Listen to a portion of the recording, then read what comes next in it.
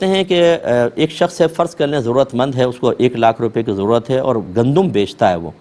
میں اسے اگر 1 لاکھ دے دوں اور کہوں کہ 6 مہینے بعد تو مجھے 50 من گندم اس کے بدلے میں دے دینا مثال کے طور پر، لیکن اگر ابھی میں خریدتا تو وہ گندم مجھے پڑتی تقریباً 2000 کی، لیکن میں کہتا ہوں یہ 1 لاکھ لو اور 6 مہینے بعد گندم تو میں یعنی ابھی لوں تو 4000 کی پڑتی، لیکن 6 مہینے بعد میں لوں گا تو 3000 من کے حساب سے لوں گا. تو یہ صحیح ہے یا نہیں؟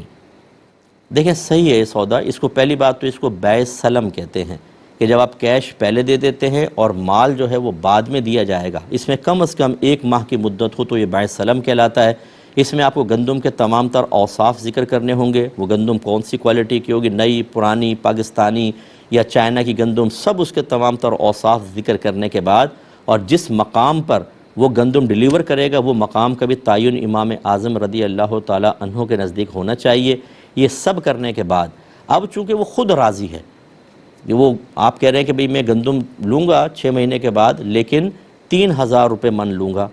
حالانکہ ابھی کیش ہوتا تو 4000 من، تو خود اس پہ راضی ہے تو کوئی مسئلہ نہیں ہے. ہاں یہ ضرور ہے کہ کسی کی مجبوریوں سے اس طرح فائدہ اٹھانا اخلاقی لحاظ سے بہتر نہیں ہے، لیکن اس پہ سودے پہ کوئی فرق نہیں پڑے گا. یہ بیع بالکل درست ہے اور آپ بھی گناہگار نہیں، وہ بھی گناہگار نہیں.